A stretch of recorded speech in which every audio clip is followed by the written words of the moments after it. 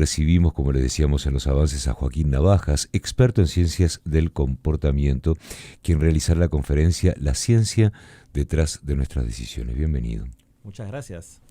Hablemos un poco de ciencias del comportamiento. ¿Qué nos puedes contar? Sí, bueno, lo primero que surge cuando uno piensa en ciencias del comportamiento es qué son las ciencias del comportamiento. Y la realidad es que surgen de la combinación de psicología, neurociencia y economía. Son tres disciplinas muy distintas, es una de las ciencias más interdisciplinarias, y de la combinación de esas tres. No es toda la psicología, toda la neurociencia y toda la economía, sino aquello que está en la intersección de las tres. Uno, Joaquín, no puede evitar pensar que a la hora de estudiar desde un cristal científico el comportamiento, no vamos solamente al comportamiento individual, también nos comportamos como sociedad. Y de repente ciertos eventos, ciertas situaciones, la pandemia fue un lindo ejemplo de todo eso. Cuando digo lindo ejemplo, estoy hablando de un ejemplo científico, no que haya sido lindo vivirlo, pero tiene que haber sido un buen ejemplo también de estudio del comportamiento. Y ahí quizás, y si estoy equivocado tú me corregís, tuvimos la oportunidad de ver justamente las dos caras de esto, el comportamiento individual en contrapartida del comportamiento social, ¿no? Es súper atinada la pregunta, porque justamente una de mis áreas de investigación es el comportamiento colectivo, qué es lo que hacemos juntos, en qué situaciones las personas cuando interactuamos estamos hacia un lugar más de sabiduría colectiva, de que el todo sea más que la suma de las partes, o en qué situaciones las personas en sociedad nos vamos a los caños. Yo creo que en la pandemia se vieron un poquito de ambas cosas. Hubieron momentos en los cuales hemos colaborado como sociedad, hemos tomado recaudos, hemos podido cuidarnos, y hubo momentos en los cuales, sobre todo en sociedades más polarizadas y sociedades más conflictivas, se ha visto la otra cara también, ¿no? El tratar de poner el individuo por sobre lo colectivo también. O sea, sí, uno se pregunta si nosotros, en esta experiencia que tuvimos que vivir como sociedad, más allá de que culturalmente una de las cosas maravillosas y más complicadas que tiene el mundo en el que vivimos son las diferencias, ¿no?, que hay en lo que tiene que ver con los conceptos de convivencia, las diferentes sociedades, por lo que fuera, por lo político, por lo religioso, por lo que se te ocurra, no importa. A veces uno siente que nos perdimos una gran oportunidad.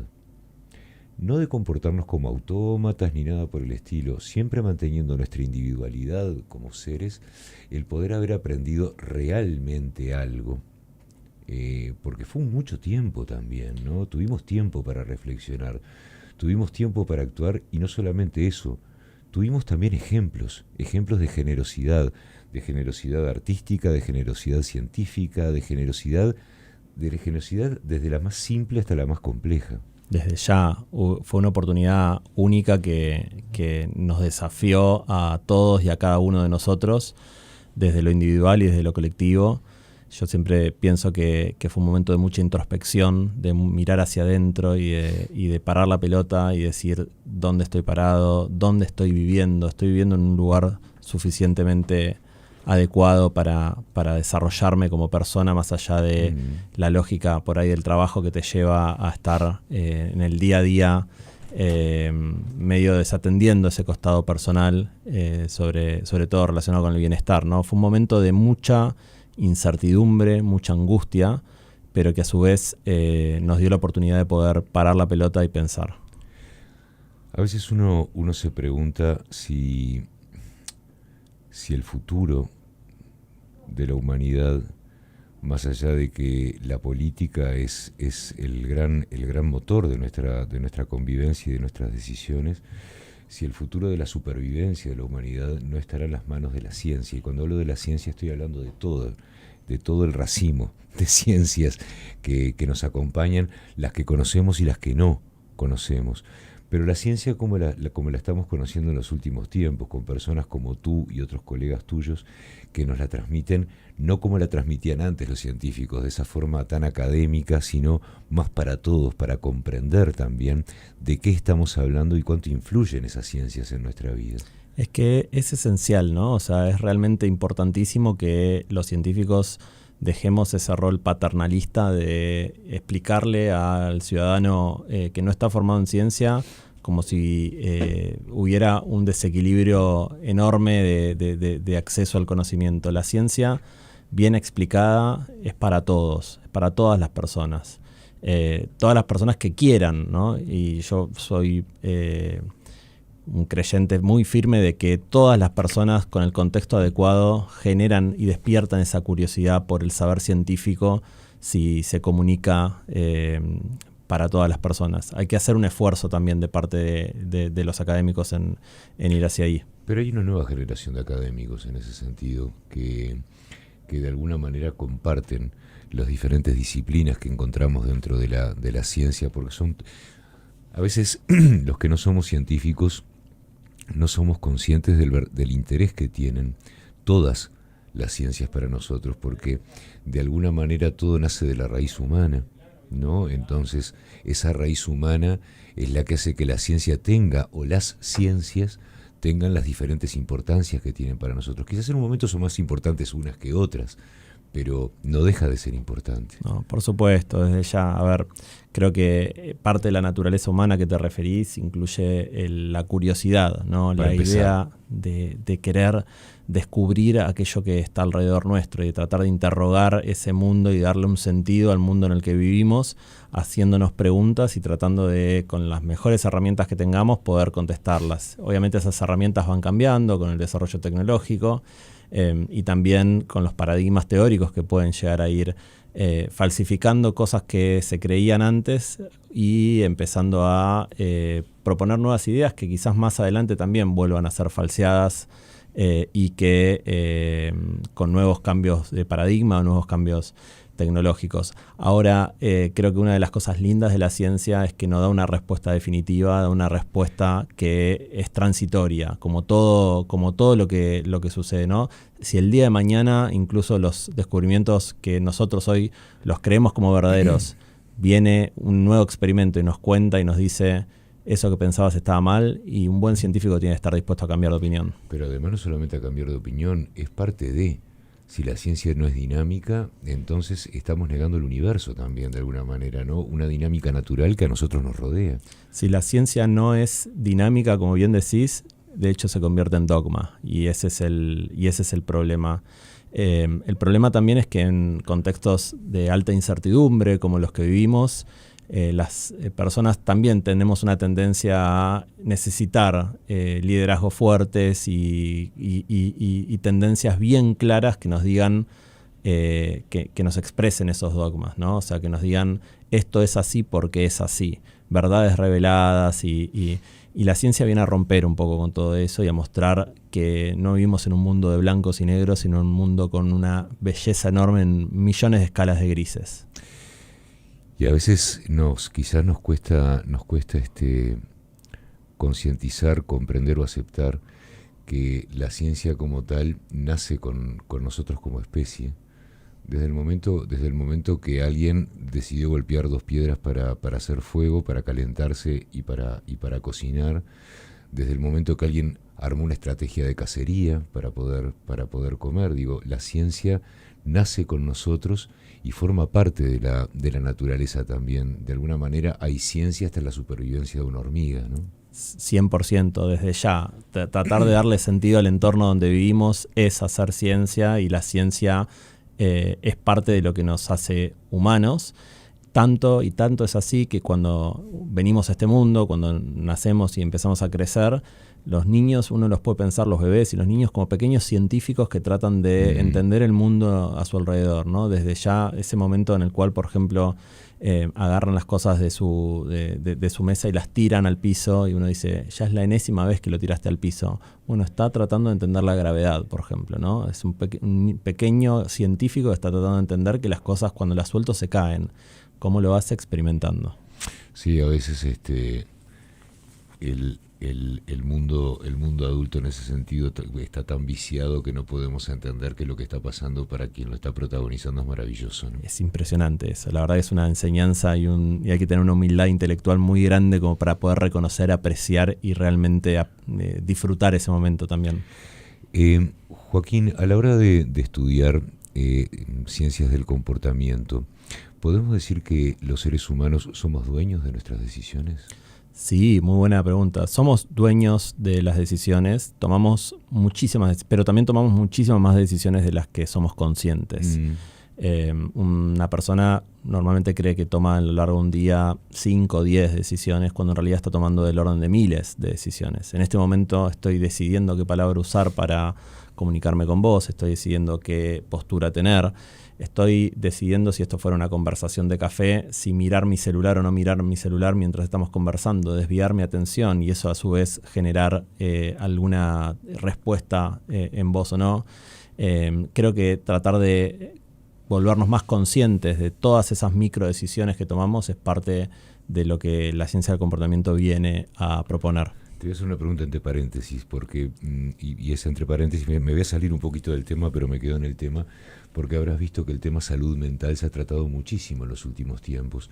Y estaba pensando en algo que yo ya había escuchado otra vez, en la cantidad de decisiones que nosotros tomamos en el día, en lo que tiene que ver con las ciencias del comportamiento, se tienen en cuenta a la hora de tratar la salud mental, porque muchas veces también, de alguna manera, siempre pensamos, y yo no soy especialista en esto, saqué la guitarra y estoy payando, pero nosotros juzgamos las decisiones de los otros.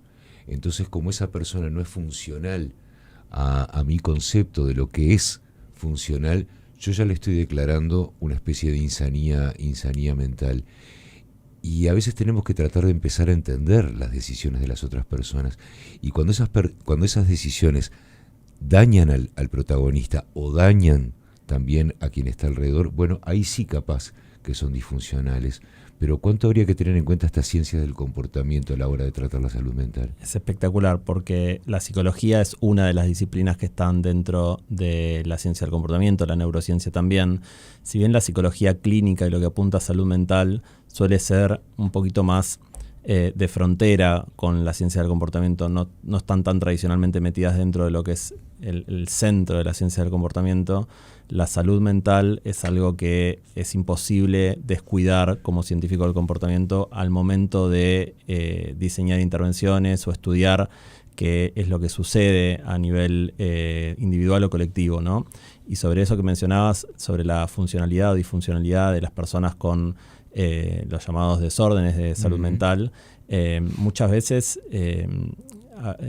en teorías más anticuadas se solía señalar o clasificar o tratar de aislar a los individuos con estos desórdenes de salud mental. Hoy me parece que la psicología clínica ha evolucionado y ha desarrollado una visión un poquito más inclusiva de la salud mental, en tratar de entender que, por ejemplo, existen espectros que están presentes en todas las personas.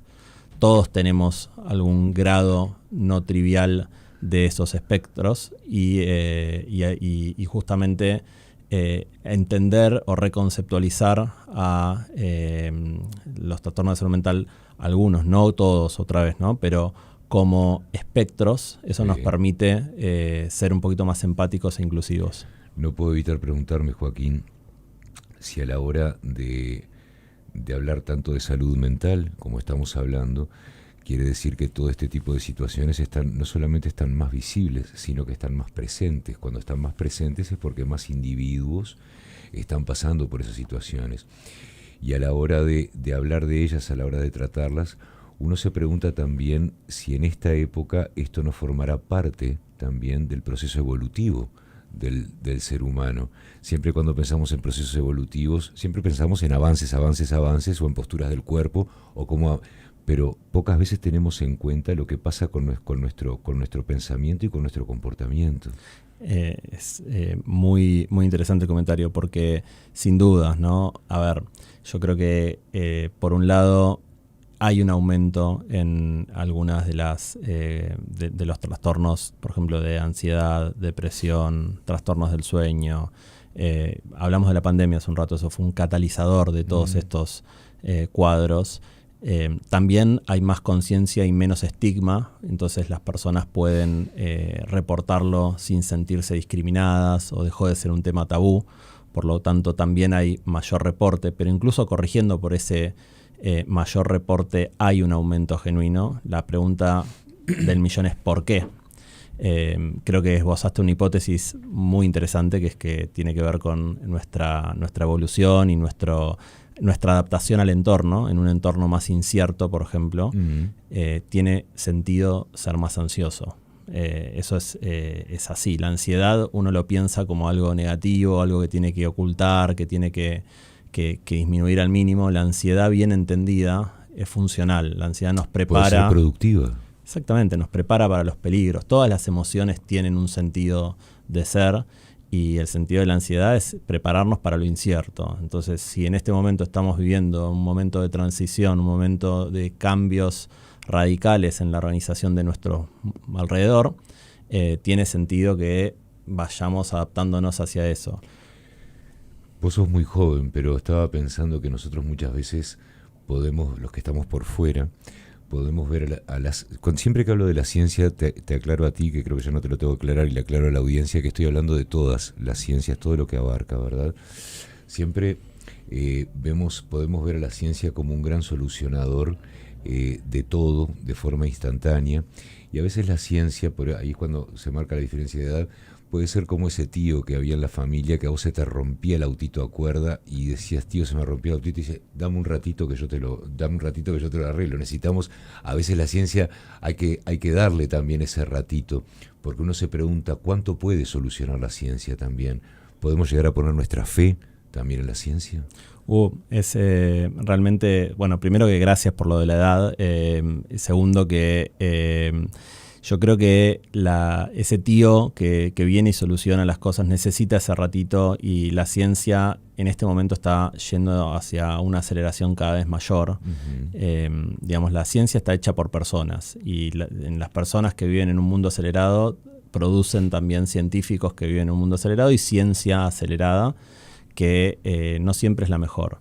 Y te pongo un caso concreto que me parece que es importante resaltar. La ciencia no siempre trae soluciones y no siempre mejora el mundo.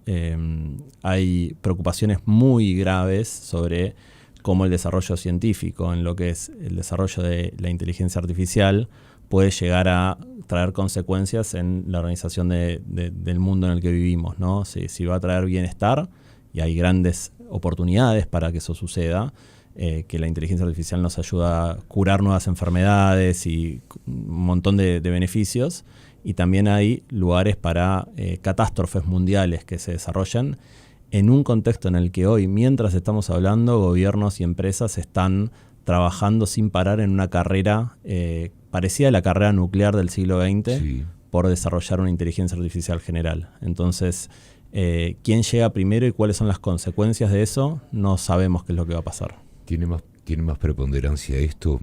A lo que voy es que uno puede llegar a entender de forma romántica que la ciencia a veces es como cuando vos agarrás una lata de pintura, ¿no? Y querés generar un color. El color que viene en la lata es el mundo que ya trae eso, y sé que si la lata es blanca y yo quiero hacer rosado, tengo que echar un poco de rojo ahí.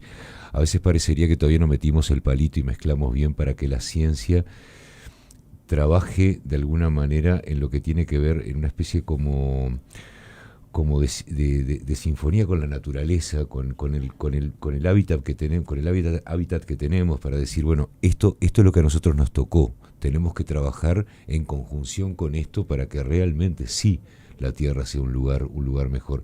Nadie puede negar ni demonizar los avances científicos, porque también nos dan confort, y ya como especie ya estamos acostumbrados al confort y siempre vamos a querer más.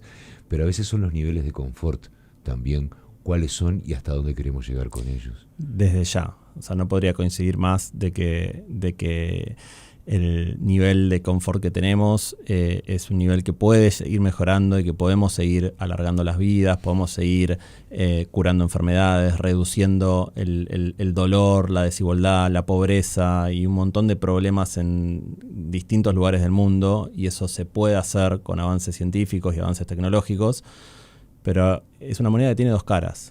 Y del otro lado, cuando uno hace sin pensar, sin parar la pelota, está el riesgo de hacia dónde vamos a llegar. perdón por la insistencia con la inteligencia artificial, pero si el día de mañana generamos una inteligencia artificial que no podemos controlar, que no sabemos si cumple con los objetivos de lo que nosotros queremos hacer como sociedad, por ejemplo, seguir descubriendo cosas que sean ciertas, seguir existiendo como especie, seguir curando enfermedades, y de golpe esa inteligencia artificial tiene otros objetivos y no estamos tan lejos de llegar a eso, bueno, la realidad es la pregunta es ¿qué es lo que va a pasar ahí? ¿No? Y hacia dónde vamos a ir. Y ahí, un poco retomando con tu pregunta sobre si la fe está en el centro de esta cuestión o no, bueno, cuando creemos un ser que sea consciente, una inteligencia artificial que exprese niveles de conciencia, ¿qué nos dice sobre la creación del universo, la creación de las personas? Es realmente muy polémico todo lo que se viene en el mundo y creo que necesitamos pensar más, necesitamos más ética en la ciencia. Estaba pensando en aquel capítulo de la mitología griega del castigo que Zeus le propinó a Prometeo por darle el fuego a la humanidad. Quizás el castigo fue excesivo, pero la preocupación que de pronto tenía Zeus era genuina quizás en ese momento, porque bueno, a veces uno siente que somos como niños jugando con cables y enchufes, y por ahora venimos teniendo una relativa suerte. Tengamos fe en que la ciencia nos va a llevar por el buen camino en ese sentido. Sí, y tenemos todavía tiempo como para dar un volantazo y poder empezar a tener estos controles, ¿no? O sea, posiblemente esta conversación, si hubiese tenido lugar en la posguerra de la Segunda Guerra Mundial, estaríamos cambiando la palabra inteligencia artificial por bomba nuclear. Uh-huh. Y a pesar de los riesgos que incluso aún hoy persisten, pasaron décadas sin que eso escale en una tragedia mundial, digamos, ¿no? A escala mundial. Hubieron tragedias, pero no a escala mundial. La pregunta es si lograremos esquivar ese riesgo de nuevo en un mundo cada vez más acelerado. ¿Qué lugar ocupa el título de esta conferencia en todo esto, la ciencia detrás de nuestras decisiones? Bueno, nuestras decisiones están desde ya marcadas por un montón de intuiciones y un montón de procesos mentales, y un poco el mensaje de lo que digo en esta conferencia en la que fui invitada por la Universidad Católica del Uruguay, es esencialmente que nuestra mente nos engaña, que muchas de las cosas, de las creencias firmes que tenemos, tanto en cómo vemos, en cómo recordamos, en cómo nos relacionamos con los demás y en cómo decidimos, están sujetos a engaños. Y estos engaños nos invitan a reflexionar y a tomar más en serio la idea de medir, la idea de poder confirmar o descartar nuestras intuiciones que pueden estar equivocadas mediante experimentos, mediante análisis que a veces te llevan al plano cuantitativo, pero a veces pueden ser cualitativos también, y que cada vez más organizaciones en distintos lugares del mundo están empezando a usar ciencias del comportamiento para resolver los problemas y los desafíos que tienen a la hora de relacionarse con sus clientes, con sus colegas, manejar equipos de trabajo, y no solamente organizaciones privadas, sino estados y organizaciones del tercer sector también. ¿Se retocan los comportamientos? Los comportamientos son moldeables y son realmente a veces hasta manipulables. Entonces, si bien es casi un cliché lo que voy a decir, cuando hablamos de ciencia del comportamiento, entrenarse en ciencia del comportamiento te da un gran poder, y el cliché es que Spider-Man, un gran poder viene con una gran responsabilidad. Uh-huh. Y por eso es importante la cuestión ética siempre en la parte de formarse en valores éticos, para poder decidir mejor una vez que sabes cómo deciden las personas. A la hora de estudiar este tipo de comportamientos, a la hora de pensar en nuestras decisiones, viste que nosotros somos de alguna manera hijos del mundo adulto. Es el mundo adulto el que toma las decisiones. ¿Cuánto vale manejar todas las variables en lo que tiene que ver con el desarrollo humano, desde la niñez hasta la vejez, a la hora de pensar en decisiones? Porque no tienen la misma calidad, pero eso no quiere decir que unas sean menos sabias que otras. Desde ya. desde ya. Creo que hay una visión a veces un poquito anticuada también de que muchas veces cuando venimos de la ciencia a estudiar a las personas ponemos a todos en una misma bolsa y analizamos a todas las personas como por igual. Los científicos del comportamiento que estamos entrenados en identificar estas cuestiones, muchas veces reconocemos de entrada de que existen diferencias individuales notables, no solamente relacionadas con variables demográficas como puede ser la edad o el género o nuestra cultura, sino también con aspectos distintos de la personalidad. Las personas somos distintas, cada uno somos un cóctel distinto con una cantidad de ingredientes. A veces esos ingredientes pueden tener ciertas características comunes, no es que cada uno es un universo completamente desconectado de los demás, por eso formamos sociedades y nos podemos sentir como parte de una comunidad, pero cada uno mantiene y preserva su individualidad. A la hora de pensar en la ciencia y las decisiones, ¿qué lugar ocupan las modas, por ejemplo, en todo esto? Cuando hablo de las modas estoy hablando que a veces uno dice, che, estamos todos con el mismo corte de pelo, estamos todos con la misma remera, estamos todos atrás del mismo celular o del mismo accesorio tecnológico. Hay un periodista y filósofo del siglo XIX llamado Charles Mackay, que escribió un libro que se llama La extraordinaria locura de las multitudes, y hablaba de tendencias de cómo las personas nos vamos imitando, y al irnos imitando y por cuestiones más emocionales que racionales, terminamos generando locuras colectivas, ¿no? Y hablaba de ejemplos del siglo XIX para atrás, imagínate, porque el libro fue escrito ahí, pero que tienen una actualidad rotunda, realmente hermosa, porque hablaba de burbujas financieras, obviamente no de las burbujas actuales, sino de las burbujas, por ejemplo, de los tulipanes de la Edad Media. Hablaba de las guerras, cómo la religión se cruza con guerras. En el 2025 fue un tema importantísimo. Sí. Y hablaba de cómo los humanos nos vamos imitando y generando y cayendo en modas. Y en lo que tiene que ver con las diferentes comunidades o comportamientos, ¿cuál es el campo de estudio? ¿Cuál es el hormiguero en una pecera que usamos para estudiar el comportamiento humano?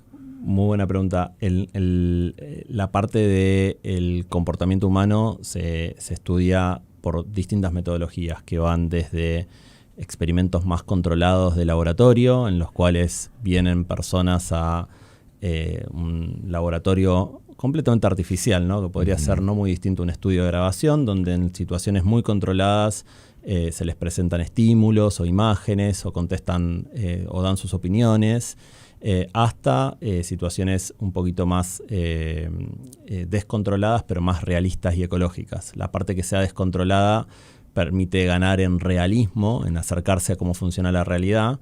Lo que tiene de malo es que muchas veces los datos que se obtienen no son tan limpios como uno quisiera, como para poder sacar conclusiones. Cuando uno combina esos dos mundos, ahí es cuando la ciencia del comportamiento se vuelve interesante. ¿Qué lugar ocupa la confianza? La confianza en español tiene dos acepciones para mí. La confianza es lo que en inglés se dice trust, que es la confianza interpersonal. Yo confío en vos, nos conocemos y podemos tener confianza o no. Y la otra es la palabra confidence, que es qué tanta confianza tengo en mí mismo, ¿no? La autoconfianza, ¿no? La autoconfianza es un tema que en la ciencia del comportamiento se estudia desde sus orígenes y demostrando cómo muchas veces las personas que tenemos mucha confianza en demasiados temas, muchas veces no sabemos tanto, y hay personas que al revés, tienen baja confianza pero altos conocimientos, y entender cómo esos sesgos o esas faltas de calibración sucede o se distribuye entre distintas personas y a lo largo de un proceso de aprendizaje es algo que se estudia en la ciencia del comportamiento. Con respecto a la otra pregunta, en la confianza, ¿qué nos hace confiar en otras personas? Bueno, hay personas que son más confiables que otras y a veces hay hasta claves. Nosotros recién nos conocimos, pero ya medio que podemos formar impresiones que nos permiten saber si podemos confiar o si seríamos amigos o si nos tomaríamos un café después de esta entrevista o no. Pero eso ya nos permite identificar casi de manera automática si hay claves de confianza o no entre dos personas. También hay contextos que nos llevan a confiar y contextos que nos llevan a desconfiar. Esos contextos muchas veces provienen de las sociedades en las que vivimos. Si todo el mundo te están repitiendo que tenés que desconfiar de las personas y creces en un contexto cínico en el cual escuchaste desde chiquito a tus papás que no hay que confiar en el vecino, y seguramente crezcas y no confíes en tus vecinos. En una situación de poder totalitario, donde esta ciencia que es tu disciplina, no trabaje exclusivamente para mí, ¿podría ser una ciencia proscripta? Podría ser una ciencia, toda ciencia puede ser proscripta en un régimen totalitario. Yo creo que, y hay un tema importante, uno de los temas que yo trabajo es uno de los riesgos que se ven en el mundo, en distintas sociedades, que es la polarización, ¿no? Las sociedades cada vez más divididas, las sociedades... Últimamente he cambiado de opinión, y son unas cosas que los científicos a veces cambiamos de opinión. La polarización ya no la veo tanto como un riesgo grande en las sociedades. Lo más importante a proteger es protegernos como sociedad de la violencia política. La violencia política muchas veces se ejerce más en regímenes uniformes, no polarizados y totalitarios. Y proscribir una ciencia es definitivamente un ejemplo de violencia política. Es muy interesante lo que planteas, Joaquín. La ciencia detrás de nuestras decisiones es el título de esta conferencia. ¿Dónde se va a llevar adelante? En la Universidad Católica de Uruguay, en la Escuela de Negocios. Bien.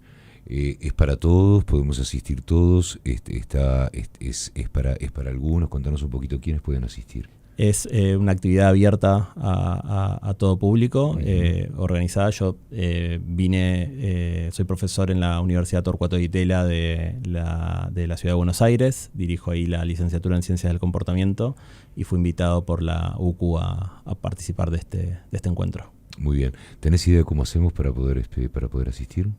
En rigor, debo decirte que ocurrió esta mañana esta conferencia. Perdón. Pero hay una conferencia con un título semejante el día de mañana que va a ocurrir también en uno de los campus de la UCU. Asumo que entrando a la página web de la UCU van a poder incorporar esa información de saber dónde anotarse para participar de la de mañana, que va a estar buenísima también. Joaquín Navajas, experto en ciencias del comportamiento. Un placer conversar contigo. Bienvenido a nuestro país. Muchísimas gracias.